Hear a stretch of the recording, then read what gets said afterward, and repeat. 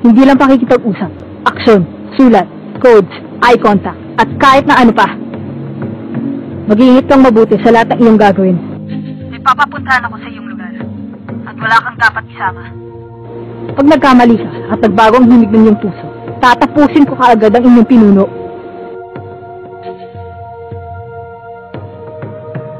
Matinding galit sa Spider na higit pa sa aking naakala. Nahuhumaling sa paghihiganti. Maingat at preparasyon.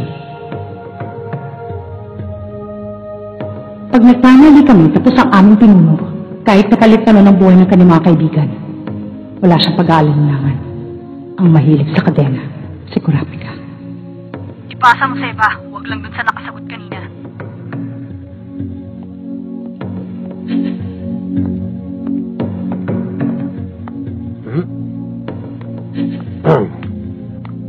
Sino Bunaga to? Magsalita ka. Magkikita kami ni Pakunoda. Lahat kayo, bumalik na kayo sa inyong hideout. Sige.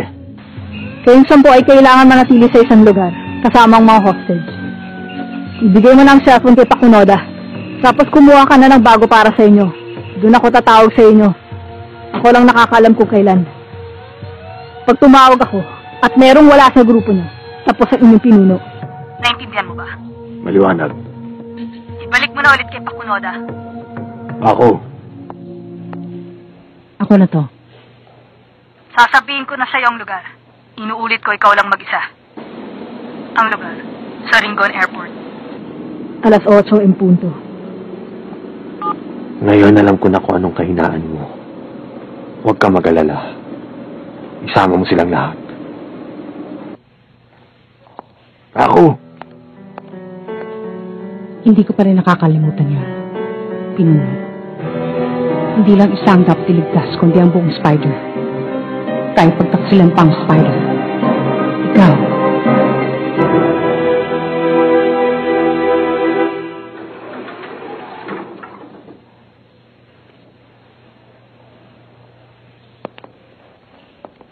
Teka, sandali. Utos yun ng mahilig sa kadena. Bumalik na tayo sa hideout. Pabayaan na natin si Paco mag-isa. Oo nga pala. Ang sabi niya huwag tayong sumama. At huwag silang susundan sa kanilang pagtakas. Wala akong pakialam.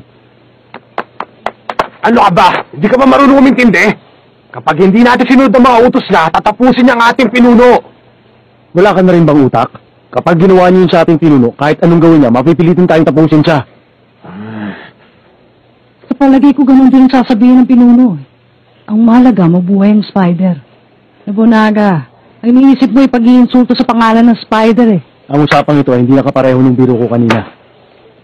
Kailangan nating sundan si Pakunoda sa kanyang pupuntahan. Kaya wag mo akong pipigilan. Sangayon ako dyan. Bali wala kung hahayaan natin siyang pumunta doon ng mag-isa. Kung susundin natin ang lahat ng pinag-uutos na, sigurado magkakatotoo ang hula. Sangayon naman ako kay Nobunaga.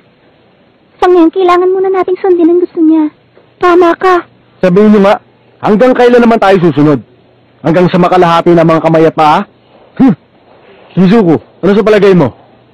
Sa tingin ko, kailangan natin gumamit ng coin para magdesisyon. Ginagawa lang natin yun sa tuwing nagkakaibang ating opinion pagdating sa utos. Kaya malinaw nilapag yan sa patakaran. Sa tingin ko, pabor pa rin ako kay Nobunaga. Hindi pa ito ang tamang panahon para mawala ang ating pinuno. Siyempre, ayoko pa rin mawala si Paco. Siguro yan din ang kanyang nararamdaman. Kaya hindi siya masasalita habang siya papaalis dito.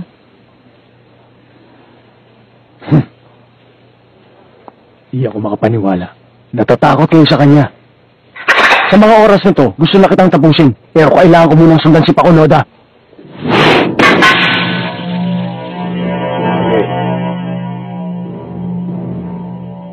Kapag umakbang ka, gagamitin ko ang espada ko. Talaga?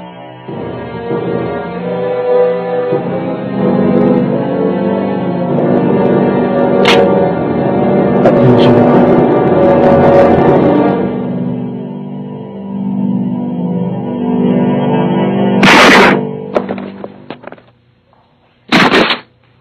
Bawal lang seryosong paglalaban sa mga miyembro.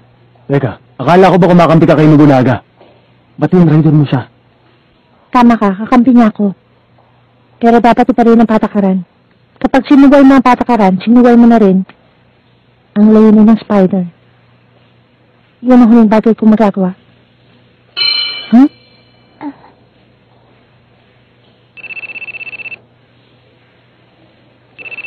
Galing sa cellphone ng pinuno. Ako na lang sasagot. Hello? Kakausapin ko ang dalawang hostage. Sumusobra ka na. Eto, kasapin mo ang tatay mo. Nandyan pa ba silang lahat? Oo, kumpleto pa sila. Kanina nagkaroon sila ng pagtatalo kung susundan nila sa Pakunoda o hindi. Oo, ayan. Makinig kang mabuti. Ang isa sa kasamahan ko ay may kakayahan para malaman kung nagsisinungaling kayo. Yun ang dahilan kung bakit walang reklamong sinunod ni Pakunoda ang aking pinag-uutos. Wala akong pakialam kung ano man ang binabalak nyo. Buhay lang naman yun ang inyong pinuno eh. Bumalik kayo sa inyong hideout sa loob ng 30 minuto. Tatawagan ko kayo ulit. Huwag mong sirain yan. Ay, hindi natin sila pwedeng sundan. Sumusobra ka na!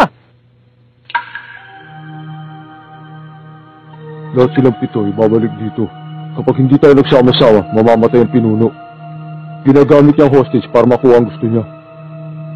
Mahusay mag-isip ang hangal na yun.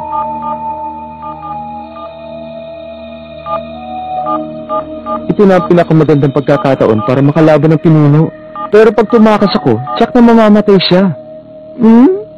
Malalagay din sa panganib ang lahat ng miyembro. Yun ang nangyayari dito. Tulungan mo naman ako. Sige, total mas matagal kitang kilala kaysa kay Kuroro. Pero may katapat na lagayan na.